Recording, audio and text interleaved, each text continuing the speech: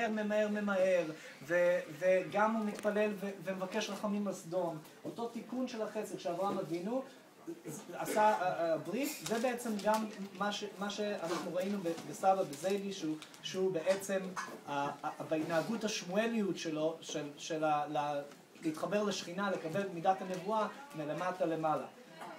עוד משהו שיש לשמואל, חוץ מזה ששמואל גם המליך את דוד, זה גם איזשהו קשר. שמואל מייסד טיש, שמואל מסתובב, עושה ארוחות גדולות כמעין אלה, עם בשר, שוק הימין. שמואל היה עושה הרבה מסיבות, מתוך הארוחה, מתוך האוכל שהוא עשה עם הנביאים, עם שאול, עם המלכים, עם הנביאים האחרים, בצהלה ושמחה ושירה. יש לנו פה את יהודה כץ, ומנגן מתוך הארוחות האלה, הוא היה בעצם מתחבר לקדוש ברוך הוא, וזה בדיוק מה, אבל מצד שני, הוא לא מתפשר.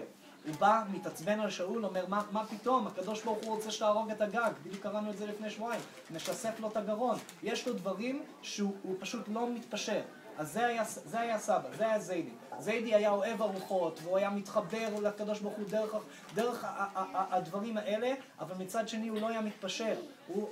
It's my way or the highway. זה מה שהוא היה עושה. ואני זוכר, שנים רבות שהיינו קטנים, סבא היה דופק בדלת, שבת בבוקר, כל שבת בבוקר, Who's that knocking on my door? כל שבת בבוקר הוא היה מעיר אותנו ב7 בבוקר, קומו לתפילה.